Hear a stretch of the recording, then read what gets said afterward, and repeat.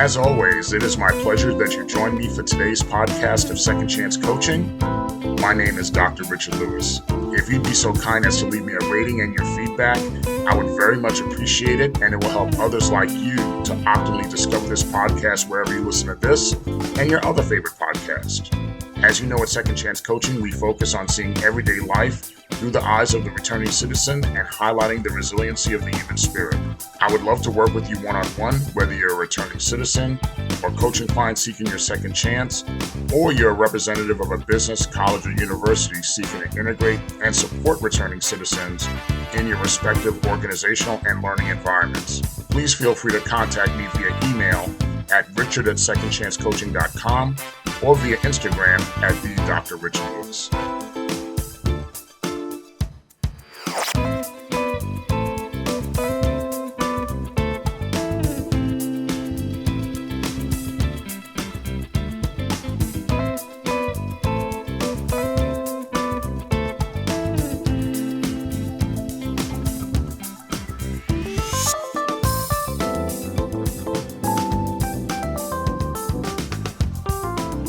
Welcome again to another edition of Second Chance Coaching. As always, it is my pleasure to join you on another week of your reentry journey from whichever corner of the world you're listening from. We always remain humbled and excited that you've decided to spend part of your week with us. It is always a special part of the week that comes around when you decide to spend the time with us. So we thank you for that. As always, I want to continue to shout out our Second Chance family worldwide. As we have started season number 6, we've received a lot of love from the United Kingdom and Australia. Thank you for your support as always. Here stateside, I think my students have started listening to the podcast, even though I told them you're not getting extra credit. You know, that's for your own personal development and whatever enjoyment you get out of the podcast. But I think because of their listening, Florida has once again become the highest listening state for the podcast since we started season 6. Speaking of the students, you know, the beginning part of our term continues to go well. I've kept myself organized, stayed committed to that promise of organization and staying ahead of my work. It does make for a lot of work, but it keeps things from getting particularly chaotic. Even with the podcast, I record about 2 to 3 episodes at a time, so to just sort of put some episodes in the can and to stay on track. So, you know, it's been pretty good as far as taking care of that business. Now, let's see what's been going on lately. Recently, I had dinner with 2 college friends of mine. We went to a place called Blues Burgers in Hallandale Beach. So it's not only a place where you can eat, but it has also good music in the background. And a little pricey on the burgers. They're good. A little pricey, as a lot of things are right now. But it was good to really hang out with them and talk and chop it up and catch up with them. I also had the pleasure of always of seeing my son's godfather for a quick lunch. And, you know, we had a quick lunch when he was in town for about a day and a half. So it was good to really see him, you know, in that moment and us sharing a lot of laughs. I haven't shared with you lately the drama of As the Condo Turns. So let me give you a quick update with that. The relationship between us as a board continues to go well. By the time you hear this podcast, they probably will have known about the good news that our insurance is significantly lowered. So that's a big burden off of our back, at least for this year. But as it pertains to our relationship with our property manager, that continues to be the absolute worst. I'm convinced it's only a matter of time before we give him his 30-day notice and tell him to take a walk, or he might even get sick of us. You know, he might get sick of us holding him accountable all the time, and he decides to get rid of us. But either way, that's okay. In addition, I had a couple of strategy meetings this week at the college. One was with a colleague to prepare to apply for continuing contract, or as one would know better as academic tenure status. Even though I'm not up for tenure for a few years, or a couple of years really, it's really good to be prepared and be ahead of the game as far as what they need and what I need to get together as far as the portfolio is concerned. And like I said, I just want to stay organized and ahead of the game. In addition, as a faculty senate, we're also working on a pilot project which will make opportunities available to fellow faculty members to partake in supplemental positions in which they would serve as an additional academic advising support. They'd be like faculty counselors.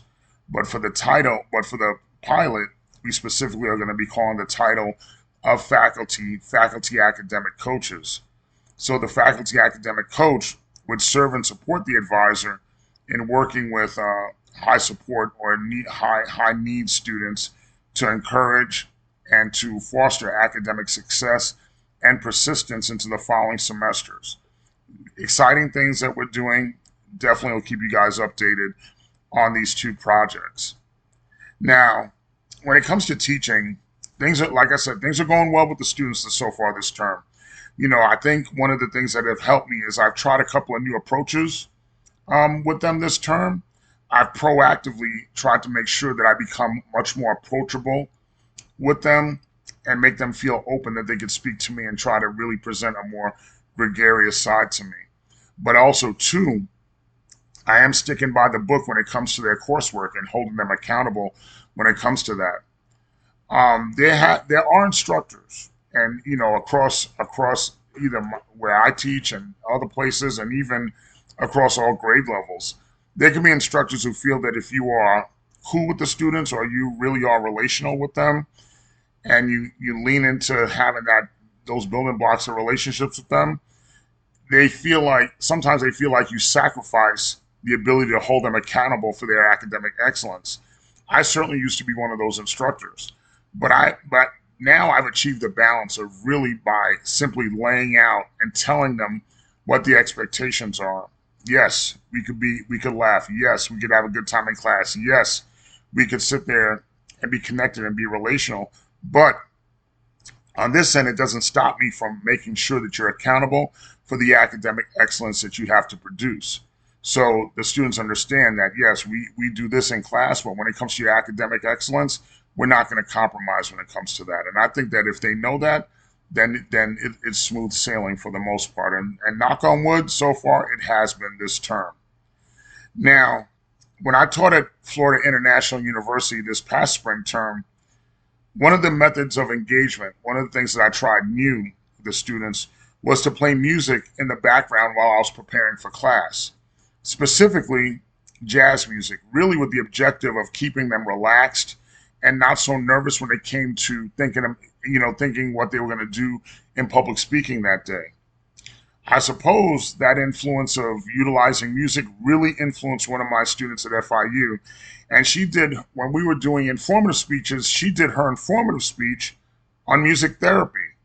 Her speech was an absolutely extraordinary speech, as I learned from my student that music therapy is really an evidence-based practice that utilizes music to address physical, emotional, cognitive, and even social needs, just to name a few. My student actually demonstrated in class for us how music therapy would be utilized to reduce pain using rhythmical breathing techniques. She demonstrated it on herself. She utilized it and demonstrated it with students who volunteered. I volunteered to do it, and she really walked us through the process of how you could focus on the steady beat of the music while taking slow, deep breaths. And with the music and the concentration of slow, deep breaths, it really fostered relaxation in one's mind and body. Through these exercises, she was able to demonstrate to us that this type of therapy has been shown to decrease anxiety levels, as well as one's heart rate and blood pressure, and even to reduce physical pain. When my student was giving her presentation, I thought so much how music has been such an influence, a healing mechanism, an inspirational tool, a distraction, food for my mind. It's so funny. So many of us do not go anywhere without our phones, and that could be because of our connections to social media, texting, watching videos, whatever. But I love having my phone with me because it's the source of where I store so much of my music. I think back when I was younger. Think about when you were younger, how so many of our expressions and our shouting out loud and how we expressed ourselves was expressed through the music we listened to. As a young kid, I remember, and I could say any young kid that grew up in an urban setting always had their crew of boys that always wanted to be rappers, be the next famous rappers, and you always had a rap crew and always wanted to rap and sing and do all kinds of stuff. That's how music was. Music was just such an everyday part of our lives, especially as a teenager. Now, in the reentry journey, I did not consciously think about how impactful music was to me until I was remanded into custody. I remember looking back, I had gone weeks without listening to any music. And when I was first being transferred upstate, even though there was other inmates in the bus with me, it was a lonely, lonely trip going up north. And there was really nothing but quiet on that bus. You really had nothing but your thoughts and reminders of where you were. Because every time I moved my feet for circulation or scratched my nose, I would hear the movement of the chains around my waist, the shackles on my feet, and the handcuffs around my wrists. The deafening silence of nothingness, only to be interrupted, was there. And that nothingness was only interrupted by the occasional chatter and condescending laughter of correctional officers who were up front. Though that type of setting and that type of silence of nothingness and just listening to that condescending laughter really took a toll on my spirit. At one moment during that ride, I remember there was a car that was keeping up with us for a short time on the highway. Not intentionally. I think the car just happened to be keeping pace with us. And for some reason, this person was blasting the Backstreet Boys from his car. Now, I'm not a Backstreet Boys fan at all. So let me reiterate that. But at the moment, I just closed my eyes. And once again, certainly not a Backstreet Boys fan, but just the sound of that music, the sound of any music, mentally took me out of that bus for those moments. For those moments, my body was released from those shackles. The music touched my mind and touched my soul and really just lifted me up, even for just those few short moments. This was a feeling that could not be constrained by shackles or handcuffs. It couldn't be locked up and it would not be imprisoned.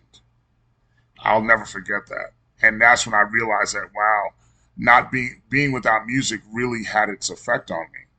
And listening to any music, even music like the Backstreet Boys that I wasn't a fan of, it touched me in that very moment. In my first few months of work release in New York, it wasn't the times that they are now. We didn't have smartphones then like we do have now. So I still had a CD Walkman and carrying numerous CDs in my bag that I would listen to. But I also had a radio Walkman where I listened to regular music, regular news, and it was just an everyday joy to have those mechanisms with me. Because in New York, you're spending so much time on the subway and the bus and just walking around. And then, you're going to work and going back and forth from home. I had to go to my aunt's house. I even had to go, I think I shared in previous podcast episodes, had to go to a group therapy group that I was just assigned to. It was just something that my PO decided to check off a box. I had to go to that group. But in all the time that I spent on my own doing all this commuting and going back and forth, it was so much easier to do because of the music that was my constant and consistent companion. And that music brought me to a place where it enabled me to reflect on my present day and let me reflect on what I wanted to do with the rest of my life when this immediate chapter of work release and parole was behind me.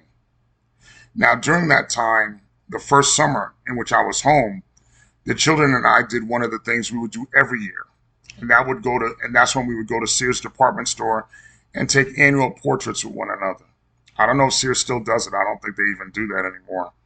But on the way home from that photo session, we're in the car. I turn on the radio, and on comes the song A Children's Story by Slick Rick. The minute it came on, in unison between myself, Julian, and Nanamdi, we sang all the lyrics word for word. And when the song was over, there was so much joy and laughter in the car. The moment, the music, and the love all brought us so tight and together in that time. In the midst of the laughter, I asked the kids, where did they learn the lyrics for the song?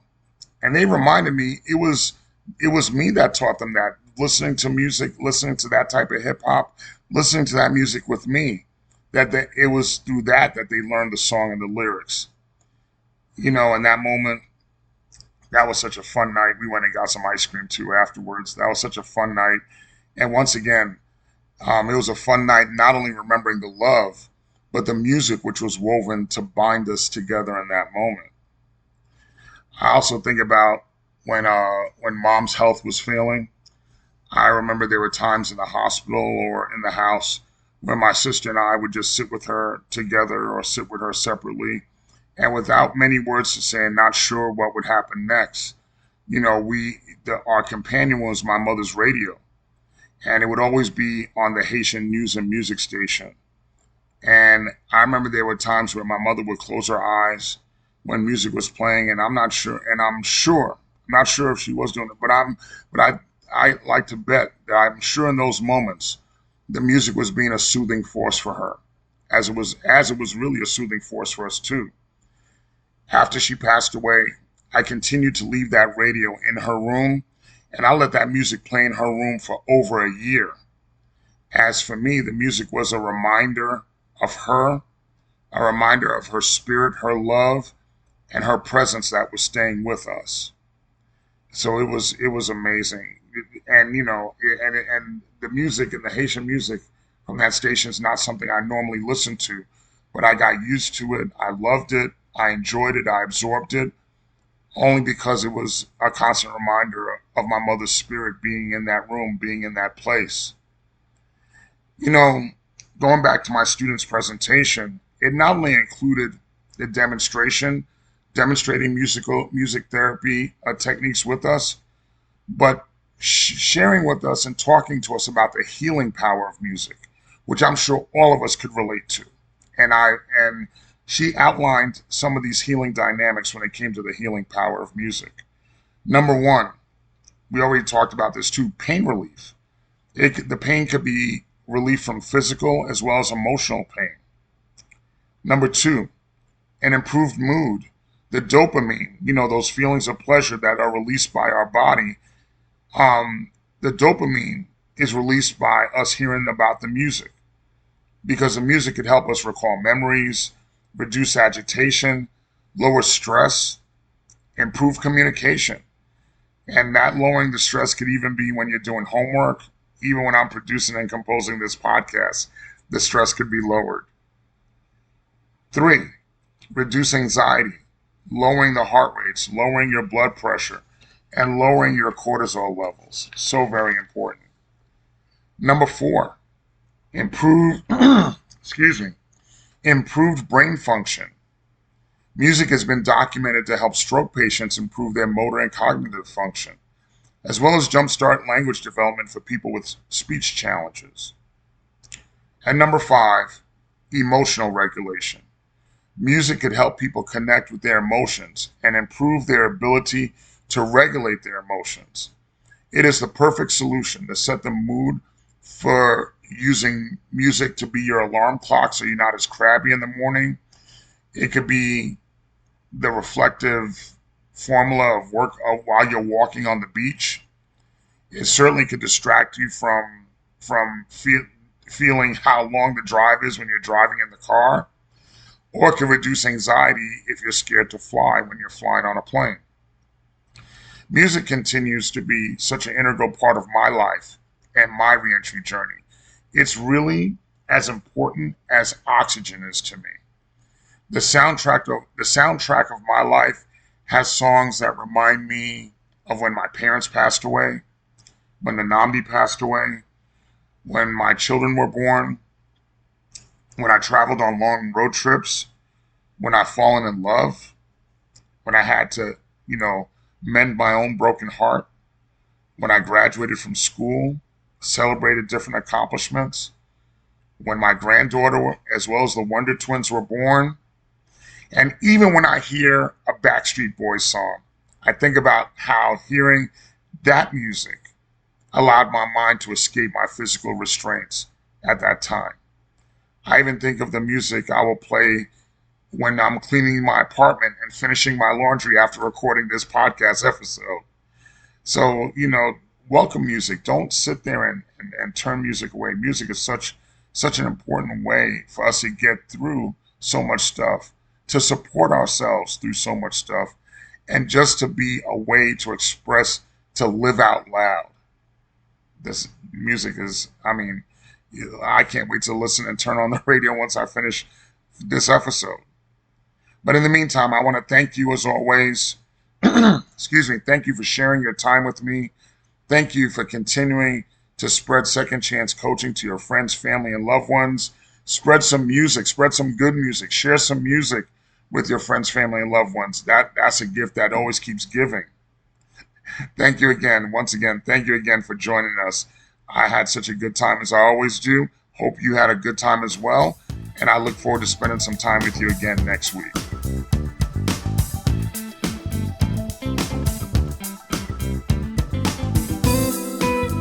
Thank you again for joining us here at Second Chance Coaching.